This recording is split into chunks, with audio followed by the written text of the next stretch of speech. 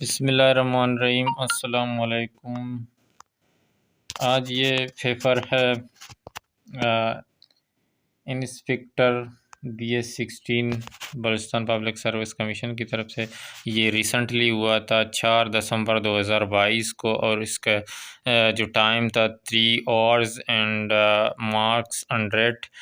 इस पेपर को जब हम हल कर लेंगे तो आप लोगों ने भी ये पेपर अटेम्प्ट किया है तो आप लोग अपना क्वेश्चन चेक कर सकते हैं कि आपने कितने सही किए हैं, किस तरह आपने लिखा है, आप लोगों को पता चलेगा इसको हल करने के बाद। और इस पेपर का जो पहला सवाल है, make outline and return an essay on any one of the following topics. इसमें कुछ 3 टॉपिक्स हैं। इसमें ऐसे लिखने हैं एक पर, और उसका आउटलाइन भी लिखना है। और इसका जो पहला सवाल है, पहला ऐसा what quarantine has taught me, और दूसरा है which is the right approach, optimism, pessimism और रियलिज्म। नंबर थर्ड पे है social media violate our privacy. और क्वेश्चन नंबर 2 है right down the synonyms and antonyms of the any 5 of the following word. इनमें से जो 5 आपको वर्ड हैं, जो इसमें 5 के आप लोगों को सिनोनिम भी लिखने हैं और एंटोनिम भी लिखने हैं। और हम इसका इंशाल्लाह आप लोगों को सिनोनिम और एंटोनिम्स एक एक करके जितने भी हैं सारों का दे देंगे। एक से आपको ज़्यादा सिनोनिम और एंटोनिम दे देंगे ताकि आपको पता चले कि आपने कौन सा लिखा है, वो सही है या गलत है। नंबर थर्ड पे क्वेश्चन है right a paragraph of 100 word on the topic of your choice using at least 10 of the following gets word। ये आपको एक टॉपिक लिखना है 100 वर्ड्स का, और इसमें आप लोगों को 10 कम से कम 10 वर्ड जो दिए हैं ये यूज़ करने हैं आपको एक 100 वर्ड टॉपिक में। और इनके एटलीस्ट इनके कम से कम आप 10 से ज़्यादा आप यूज़ कर सकते हैं, कम नहीं।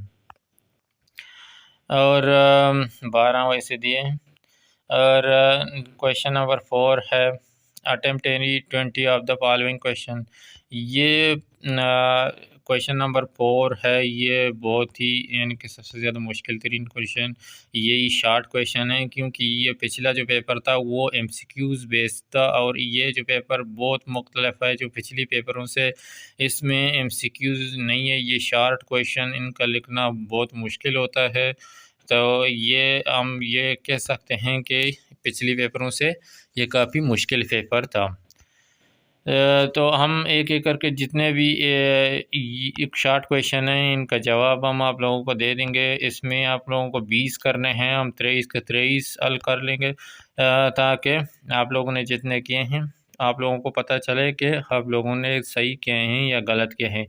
जो नंबर 5 पे है right comprehensive note on any 5 of the following. इनमें से आप लोगों को 5 पे नोट्स लिखने हैं। ये भी जो मेरा अंदाज़ा है इसमें भी बहुत ये तो मुश्किल, ये पोर्शन मुश्किल है, और नंबर 4 पे है ये मुश्किल है। बाकी खैर इतने मुश्किल नहीं है, मगर हम आपको इसको हल करके दे देंगे।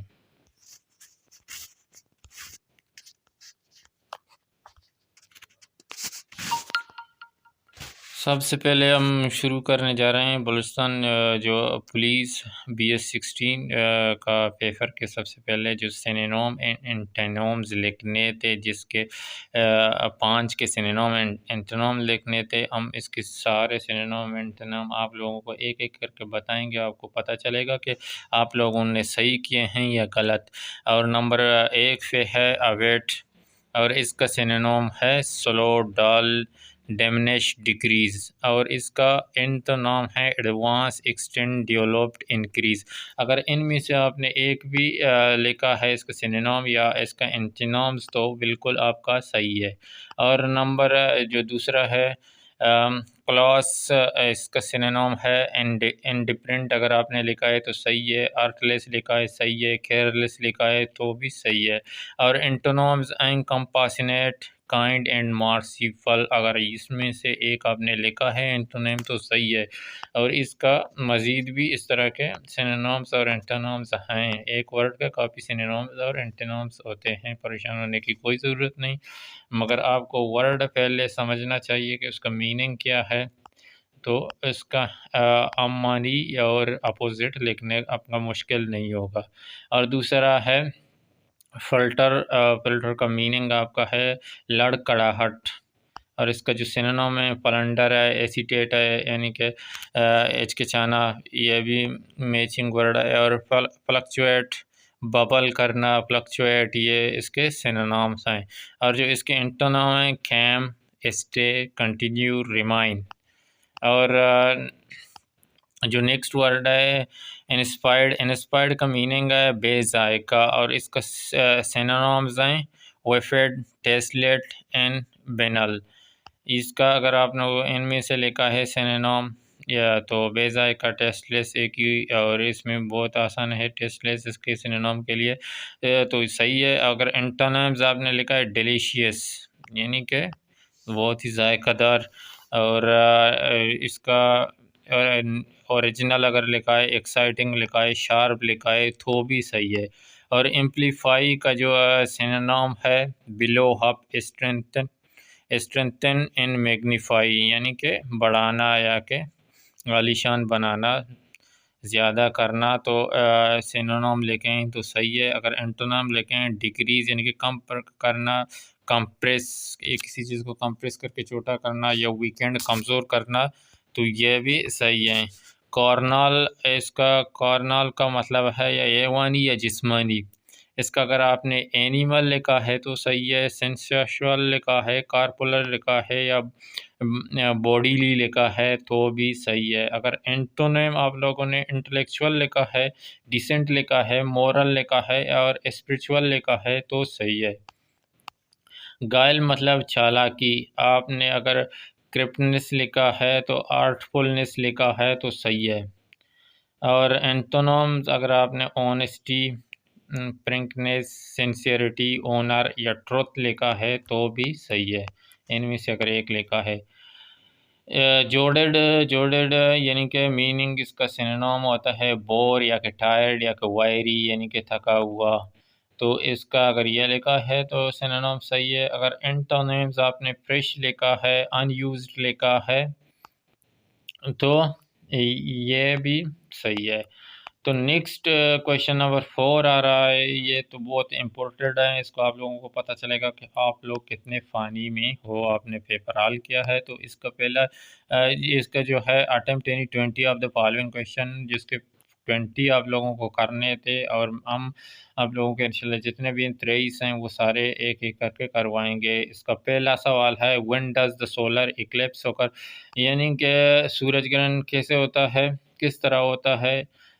इसका जवाब है solar eclipse happen when the moon passes between the sun and अर्थ।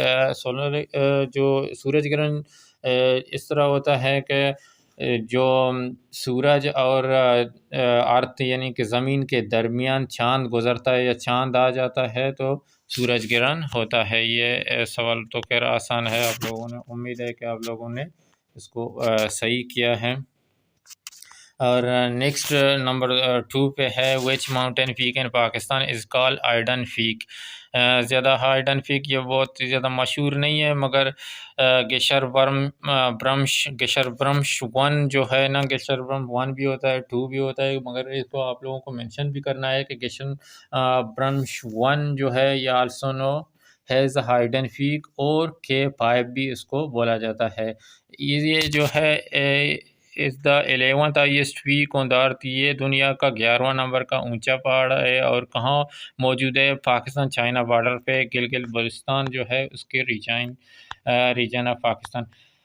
और नंबर 3 पे है name of the smallest bird in the world, जो सबसे छोटा, दुनिया का सबसे छोटा परिंदा, बहुत मशहूर है ये। उम्मीद करता हूँ कि आप लोगों ने सही किया है। अमनिंग वर्ड और नेक्स्ट जो क्वेश्चन नंबर 4 आ रहा है, how many tentacles does N octopus have, यानी कि ये सवाल भी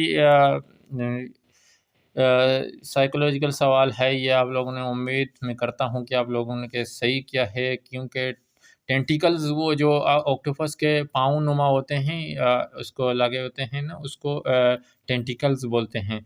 और ऑक्टोपस लिखा है कि इसके टेंटिकल्स कितने हैं, तो ऑक्टो लिखा है, ऑक्टो ऑक्टा वैसे 8 को बोलते हैं। अगर आप लोगों ने 8 टेंटिकल्स लिखे हैं तो बिल्कुल सही है जवाब। इसका जवाब भी इसके सवाल में है, ऑक्टोपस, यानी कि 8 टेंटिकल्स वाला। और नंबर 5 पे है, what was the name of the Caesar known for wearing big shoes, यानी कि सीज़र सीज़र ये रोमन एम्पायर जो था, इसका जो बादशाह थे सीज़र, वो सारे सीज़र जो 12 थे, 12 12 को सीज़र, 12 सीज़र थे। तो इसका जो बिग शूज़ पहनता था वो कौन सा था? खाली गोला जो था, सीज़र खाली गोला, वो बिग शूज़ पहनता था। नंबर 6 पे है, which bowler hold the record for taking most wicket in test cricket, test cricket में कौन सा बॉलर दुनिया में सबसे ज़्यादा टेस्ट में किसने, कौन से बॉलर ने ज़्यादा विकेट लिया है? वो है श्रीलंका का मुरलीधरन। और नंबर 7 पे है, the poem odd on Grecian और बाय विच अथर, ये इस सवाल में आप लोग गलत कर सकते हैं, क्योंकि ये मुश्किल तरीन सवाल है। ये अक्सर लिटरेचर, इंग्लिश लिटरेचर में आता है। अगर किसी ने इंग्लिश लिटरेचर पढ़ा है तो उसने ज़रूर सही किया होगा। जो इसका है राइटर है होड एंड ग्रेशियन, और is the poem written by the English romantic poet John Keats. जो है जॉन कीट्स एक बहुत ही अच्छा पोएट है। आप लोगों को ये इंग्लिश लिटरेचर में मिलेगा। ये 1819 में उसने लिखा था, जॉन कीट्स ने। और नंबर 8 पे है, which country on the first hockey world cup, ये तो आप लोगों ने सही किया होगा, क्योंकि हॉकी हमारे पाकिस्तान का कौमी खेल है, क्योंकि इसने दुनिया का पहला वर्ल्ड कप भी जीता था। The 1971 men's hockey world cup was the inauguration edition of the hockey world cup. It is took place from 15 to 24 October in Barcelona, Spain. Pakistan hold the inaugural World Cup winner, beating Spain in the final 1-0। इसका मैंने बहुत लिंथी लिखा है आप लोगों को information provide करने के लिए, ताकि अगर किसी इस तरह का दूसरा पेपर दूसरी बार होगा तो आप लोगों को इस तरह का इंफॉर्मेशन आपको मिल जाए। तो वैसे ही आप लोगों को सिर्फ पाकिस्तान ही लिखना था कि पाकिस्तान ने जीता है। इसका ये कि हॉकी का पहला वर्ल्ड कप 1971 में जो हुआ था, उसको क्या बार्सिलोना स्पेन में हुआ था, स्पेन के दरमियान, और 1-0 यानी कि एक गोल ने पाकिस्तान ने जीता था। और 9th है, व्हाट इज़ द ओस्मोसिस, ये बायोलॉजी का सवाल है। और किसी ने अगर बायोलॉजी पढ़ा है तो उसने ये ओस्मोसिस वाला सवाल सही किया है। इसका osmosis is the movement of water molecule from the solution with the high concentration of water molecule. ये होता है movement of water molecule. Osmosis यानी कि पौधों में वाटर मॉलिक्यूल की मूवमेंट होता है। और 10 पे है, how many apostle did Jesus Christ, Jesus Christ के जो कंफानियन थे, यानी कि साथी थे, वो कितने थे? Jesus Christ name 12 apostle to spare his gospel, sorry. Number 11 है, what was the British restoration. ये भी मैंने बहुत लंबा डिफाइन किया है, तो इसको आप लोगों को लंबा करने की इतना ज़रूरत नहीं है। उसको आप उधर जवाब डायरेक्ट दे सकते हैं। उम्मीद है आप लोगों ने जवाब ही दिया है। ये पर्पज़ ऑफ इंफॉर्मेशन मैंने इतना डिटेल दिया है। The restoration of the Stuart monarchy in the kingdom of England, ये इंग्लैंड का ब्रिटिश, वैसे ही ब्रिटिश का ये एक स्टुअर्ट यानी कि मोनार्ची और बादशाहियत को बोलते हैं। और Scotland Ireland took place in 1660 when King Charles II returned from the exile in the continent Europe. Uh, the preceding period of the Protectorate and the Civil War come to the known as the interregnum. और 12 पे है what was the बेत रिजवान। बेत रिजवान तो ये इस्लामियत का सवाल है। Bait Rizwan was the pledge taken to get the revenge of Hazrat Usman under the tree known as the Rizwan. ये बेत रिजवान हुआ था। ये है कि यानी कि हज़रत उस्मान था तो इसको जो किसी ने खबर दिया था कि खुदा न खास्ता हज़रत उस्मान शहीद हो गया है, तो हज़रत मोहम्मद सल्लल्लाहु अलैहि वसल्लम ने एक कीकर के ट्रीज़ के नीचे बैत लिया था कि हम हज़रत उस्मान का बदला लेंगे। तो इसको the companion of the holy prophet सल्लल्लाहु अलैहि वसल्लम at the Hudaibiya war about the 1400, यानी कि ये जो हुदैबिया का मौका था सलाह उबैदिया भी बैत रिज़वान को, इसमें 1400 साथी भी थे। ये हुआ था 6 हिजरी में। और नंबर 13 है which singer was known as amongst their things is the king of pop and gloved one. King of pop कौन से सिंगर को, यानी कि सिंगर या तो डांसर को कहा जाता है, या माइकल जैक्सन को। और नंबर 14 पे है काजेज़ ऑफ डायबिटीज़। डायबिटीज़ के क्या काजेज़ हैं, ये भी बायोलॉजी का सवाल है। डायबिटीज़ का नॉर्मली तो आप लोगों को पता है कि डायबिटीज़ शुगर ज़्यादा, यानी कि चीनी वगैरह या शुगर ज़्यादा इस्तेमाल से होता है। मगर इसका यह है कि the exact case of most type of diabetes is unknown. जो ज़्यादातर डायबिटीज़ के जो केसेस हैं वो अननोन हैं, इनको पता नहीं है। मगर in case of sugar builds up in the blood storm, जब शुगर का लेवल यानी कि बढ़ जाता है तो आपके खून में, this is the because pancreas does not produce enough insulin. तो पेनक्रियाज होता है, पेनक्रियाज में दो हिस्से होते हैं, एक ग्लूकागोन होता है और एक इंसुलिन होता है। जब आपके खून में शुगर का मिकदार ज़्यादा होता है तो इंसुलिन एक हार्मोन प्रोड्यूस करता है, तो आपकी शुगर को कंट्रोल करता है। अगर आपके यानी कि कड़वाहट ज़्यादा होगा तो ग्लूकागोन वो एक हार्मोन रिलीज़ करता है, तो वो कड़वाहट को कंट्रोल करता है जिस्म में, जो ब्लड में मौजूद होते हैं। तो अगर आपके जिस्म में शुगर का मिकदार आपके खून में ज़्यादा होगा तो ये जो इंसुलिन होता है ये जब फेल होता है, यानी कि पेनक्रियाज में अगर इंसुलिन फेल होता है हार्मोन प्रोड्यूस करने में, तो आपको शुगर का मसला हो जाता है। वैसे शुगर यानी कि डायबिटीज़, इसको नाम शुगर है, उसको डायबिटीज़ ज़्यादातर अननोन है, पता नहीं किस वजह से होता है। लोग ज़्यादा बोलते हैं कि शुगर के ज़्यादा इस्तेमाल से होता है। हाँ, इसमें होता है मगर अक्सरियत अननोन है।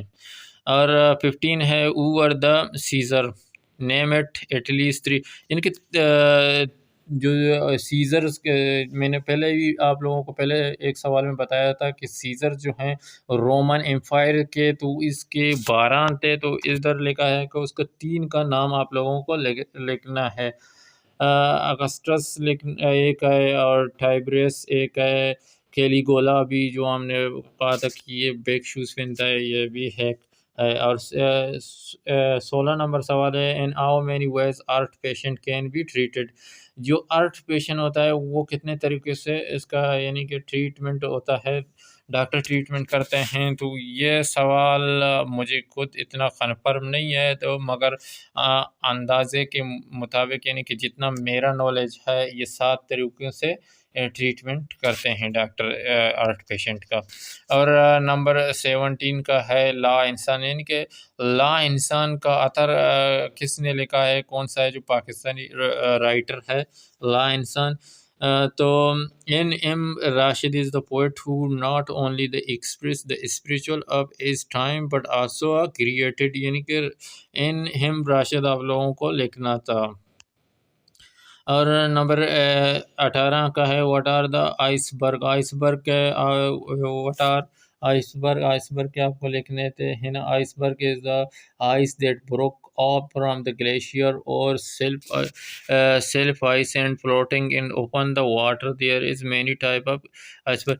ये आइसबर्ग जो होते हैं ये कुछ इलाके होते हैं जिनके समंदर जम जाते हैं, उसको यानी कि आइस को तोड़ के रास्ता निकालने के लिए जो शिप वगैरह होते हैं वो उनको जाने के लिए रास्ता जब बंद होते हैं सर्दियों में, तो ये आइसबर्ग का सिस्टम करते हैं आइस को तोड़ के। इसको कितने तरीक़ों में टाइप्स हैं।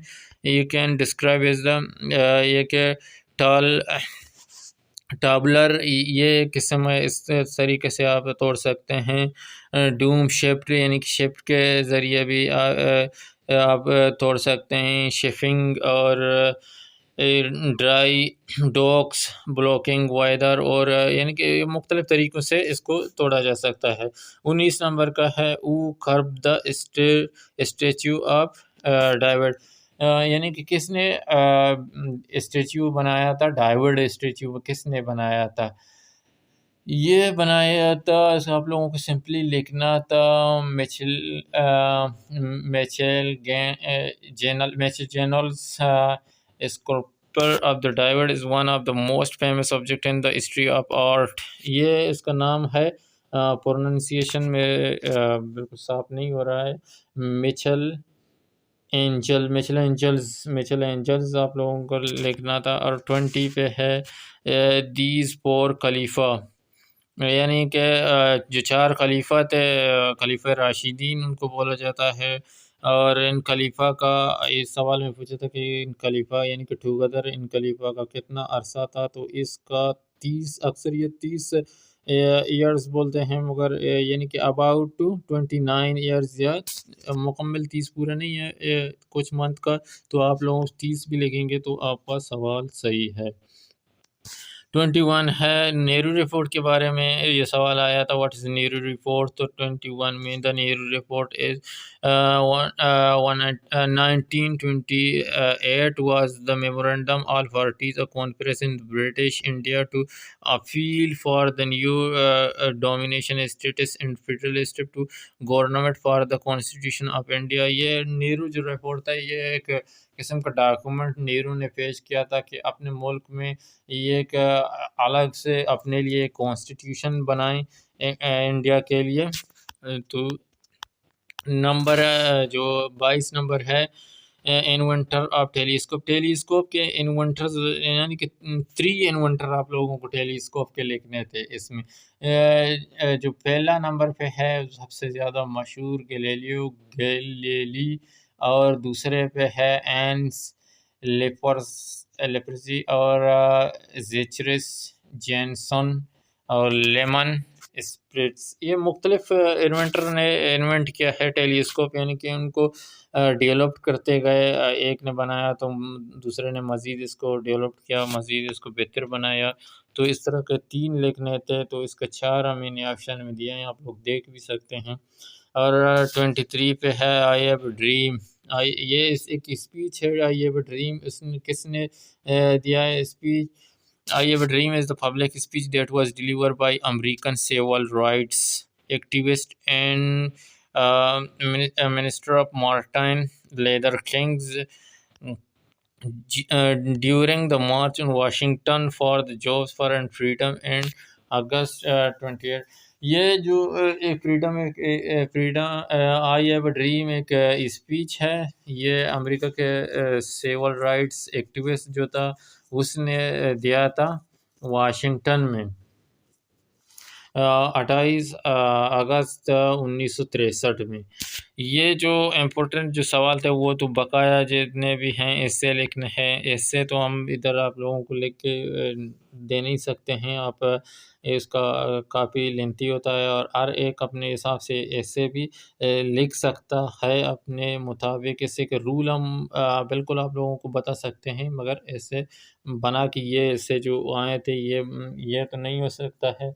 मुमकिन तो है खैर, अगर मगर एक वीडियो बहुत ज़्यादा लंबा होगा तो जो इम्पोर्टेंट थे यानी कि सिनोनिम्स तो थे, और जो शॉर्ट क्वेश्चन थे जिसका हमने आप लोगों को करके दिया है। आप अपना पेपर आप खुद बेहतर जानते हैं, और इनको देख के आप अंदाज़ा भी लगा सकते हैं कि आपने कितना सही किया है। Thank you for watching.